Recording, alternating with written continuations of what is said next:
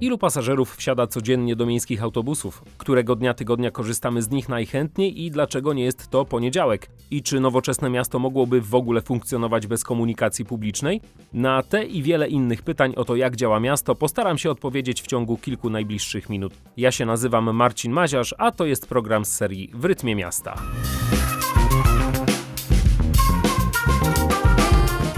Zacznijmy od ostatniego pytania. Średnie, a nawet małe miasto trudno dziś wyobrazić sobie bez sprawnej komunikacji miejskiej. Na przykład miasto wielkości Piły.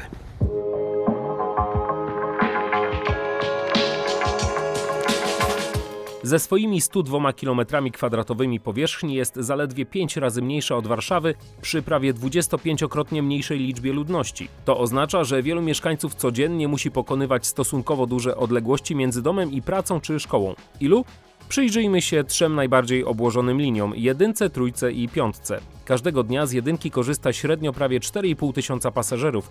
Druga jest piątka, ponad 4200 i trójka średnio ponad 3700 pasażerów każdego dnia. Teraz wyobraźmy sobie tych ludzi w samochodach w porannym i popołudniowym szczycie.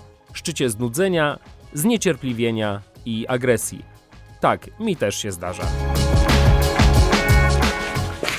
W 2018 z komunikacji miejskiej w Pile skorzystało 7 800 000 pasażerów. Każdy mieszkaniec Piły jechał autobusem 105 razy. Oczywiście średnio, bo to tylko statystyka. To oczywiste, że najwięcej pasażerów podróżuje w dni powszednie. Przyjrzyjmy się danym na przykład za październik 2018 roku. Najbardziej obciążonym dniem był...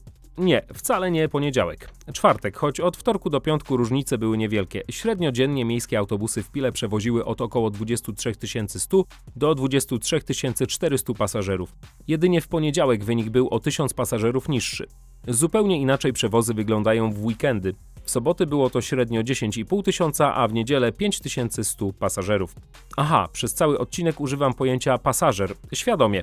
Pasażer nie równa się człowiek. Pasażer to ty za każdym razem, kiedy wsiadasz do autobusu.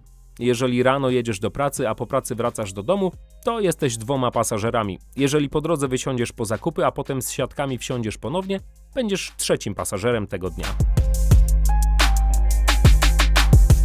Najdłuższa linia autobusowa w Pile to trójka. W najdłuższym wariancie jej trasa to prawie 14 km. Najkrótsza jest 20. Z Placu Konstytucji na działki przy Koszalińskiej autobus jedzie raptem 2,5 km. W czasie roku szkolnego autobusy jeżdżą na 25 liniach. Na 2 wakacyjne miesiące z rozkładu spada 9 połączeń, a dochodzi jedno sezonowe, na Płotki. Wtedy też średnia dzienna liczba pasażerów spada o 1/4. W całej Pile znajdują się 252 przystanki komunikacji miejskiej. Pilski MZK obsługuje także komunikację podmiejską w gminie Ujście. Tam autobusy zatrzymują się na 16 przystankach.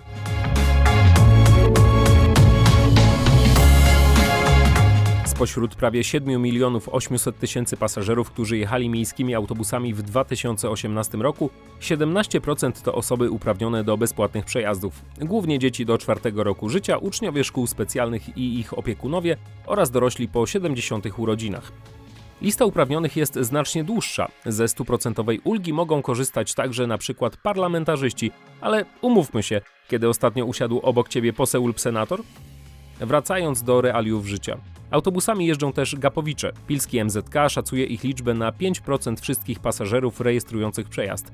W całym 2018 za jazdę na gapę kontrolerzy wystawili 615 mandatów. Zaledwie 4 z nich zostały anulowane po okazaniu zapomnianego dokumentu uprawniającego do bezpłatnego przejazdu.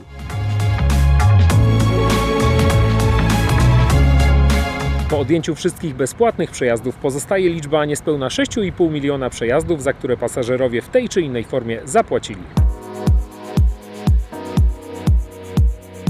Chyba nie jest niespodzianką, że papierowe bilety kupowane w kiosku są w odwrocie. W 2018 sprzedano ich 2 270 000. Dla porównania, 10 lat wcześniej było ich o ponad 1 milion więcej. Od tego czasu w świecie biletów miała miejsce prawdziwa rewolucja. Zniknęły papierowe bilety miesięczne, a wraz z nimi naklejki, po które trzeba było co miesiąc stać w długiej kolejce. Ich miejsce zajęła wygodna pilska karta miejska, którą dziś można doładować w dowolnym momencie przez internet. Liczba sprzedanych biletów okresowych jest ściśle związana z rytmem roku szkolnego. W miesiącach szkolnych w 2018 było to średnio ponad 4200 biletów, w miesiącach wakacyjnych o prawie 1500 mniej. Karta miejska zaczęła działać w Pile 1 października 2009 roku. Od tego czasu przez prawie 10 lat zostało wydanych ponad 44 tysiące kart. Najwięcej oczywiście na początku działania systemu. W roku 2018 było to niespełna 1,5 tysiąca nowych kart. Kolejnych 435 zostało wymienionych na nowe z powodu zniszczenia, zgubienia lub zmiany nazwiska posiadacza.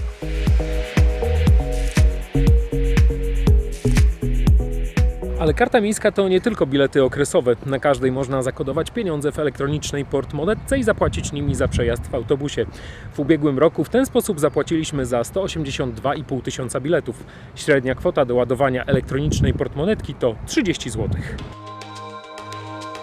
Coraz chętniej wybieraną formą zakupu biletów jednorazowych są zainstalowane w autobusach biletomaty, a do ich rosnącej popularności przyczynia się możliwość zapłacenia kartą. W styczniu 2019 roku w ten sposób kupiono 24 tysiące biletów. Za prawie 10 tysięcy z nich zapłacono plastikiem.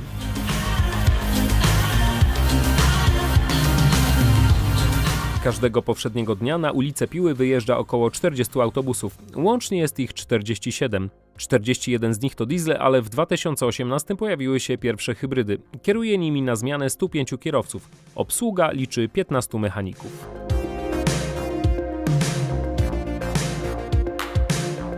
Autobusy miejskie w Pile w ciągu roku przejeżdżają 2 700 000 kilometrów. To w przeliczeniu 67,5 okrążenia kuli ziemskiej. Spalają przy tym 970 tysięcy litrów oleju napędowego. Ile pali autobus? 12-metrowy diesel w ruchu miejskim zużywa 38 litrów paliwa na 100 km, choć najbardziej oszczędnemu kierowcy udało się zejść do 35 litrów. Hybrydy są oszczędniejsze. Przeciętnie spalają 29 litrów oleju napędowego na 100 km. Ta różnica nie pozostaje bez wpływu na środowisko. Rok eksploatacji 6 autobusów z napędem hybrydowym pozwolił obniżyć emisję gazów cieplarnianych o prawie 167 ton ekwiwalentu dwutlenku węgla. To wszystko, co przygotowałem w dzisiejszym odcinku serii o tym, jak działa miasto. Do zobaczenia!